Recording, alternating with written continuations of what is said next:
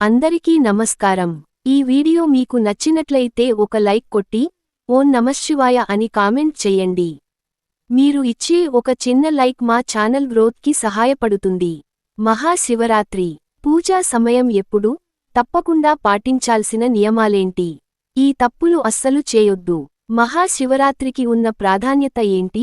పూజ ఎలా చేసుకోవాలి? ఏ సమయంలో పూజ చేయాలి? శివరాత్రి రోజున పాటించాల్సిన నియమాలు ఏంటి? శివరాత్రి రోజున ఏం చేస్తే పరమేశ్వరుడి సంపూర్ణమైన అనుగ్రహం కలుగుతుందో తెలుసుకుందాం.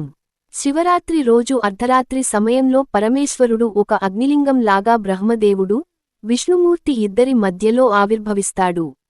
ఇందులో ఉన్న అర్థం ఏంటంటే, శివరాత్రి అర్ధరాత్రి సమయంలో అంటే చీకటిగా ఉన్న సమయంలో పరమేశ్వరుడు అగ్నిలింగం లాగా అంటే ఒక వెలుతురు ఉన్న లింగంలాగా ఆవిర్భవించాడు.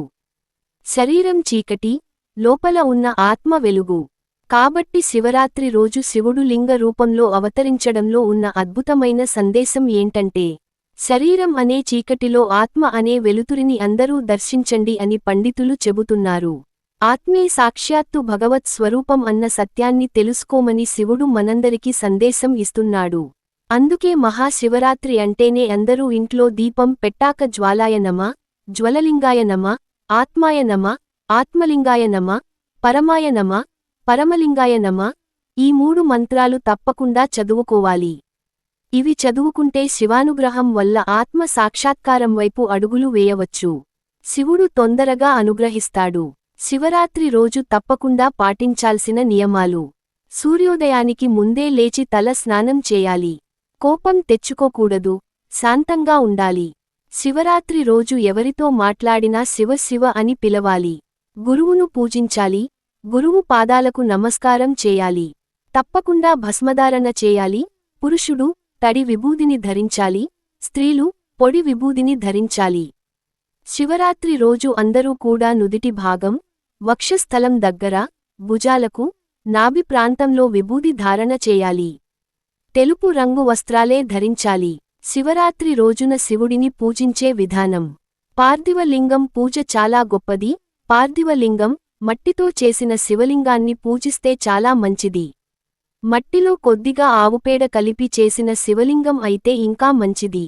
పూజ అయిపోయాక మర్నాడు నదిలో నిమజ్జనం చేయాలి లేదా మొక్కల్లో వదలాలి.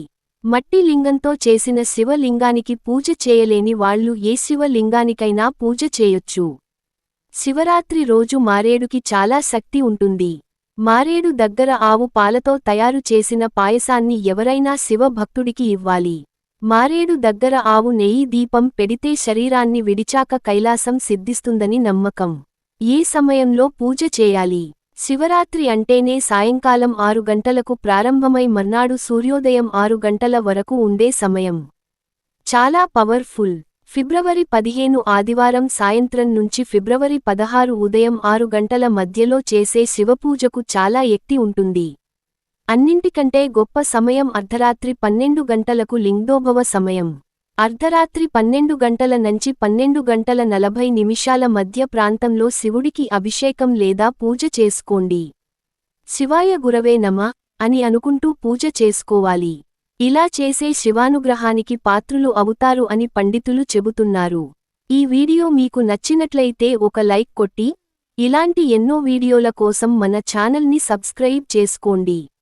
ఓం నమఃశివాయ.